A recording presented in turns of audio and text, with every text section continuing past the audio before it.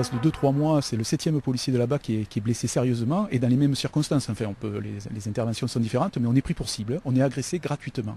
Donc ça, c'est quelque chose qui est inadmissible, qu'on ne peut pas accepter. Le moral des policiers reste fort.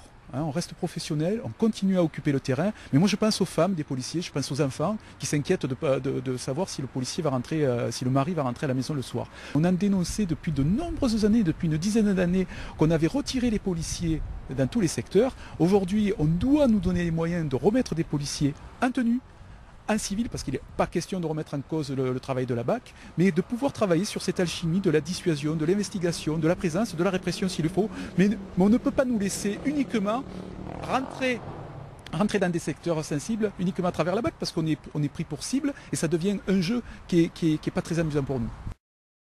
C'est à cet angle de rue que le policier de la BAC a été agressé hier soir. Aucun témoin de la scène, mais ce matin, cet habitant du quartier habitué des patrouilles de policiers n'en revient pas. Apparemment, ça s'est produit ici. Ça m'étonne un petit peu aussi, oui. Moi, c'est la première fois que j'entends des policiers qui se sont fait tabasser dans la cité du Petit Bar, oui, c'est la première fois. Vers 19h30, avec des collègues, le policier patrouillait en voiture dans cette cité de Montpellier.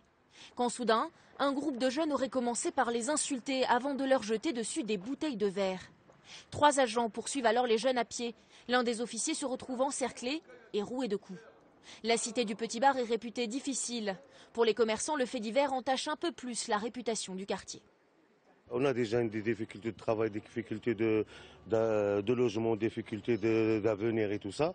En plus de ça, c'est commencé à se mettre les bâtons dans les roues et tout ça. On n'est pas sorti de l'auberge. Le policier a été hospitalisé en urgence. Bilan, triple fracture du tibia et 90 jours d'arrêt de travail. À Montpellier, c'est la 7e agression sur un policier en moins de 2 mois. Quand le policier y va en soirée, eh bien, il est considéré comme une cible. Alors ça devient une mode. Je ne pense pas que ce soit le policier qui vient dans les cités pour provoquer. Loin de là, on vient pour travailler, on vient pour occuper le terrain et on est pris pour cible. Ça devient une très mauvaise mode. Un des jeunes qui fuyait la patrouille a été interpellé hier soir. La police compte désormais sur la caméra de surveillance du quartier pour retrouver l'auteur de l'agression.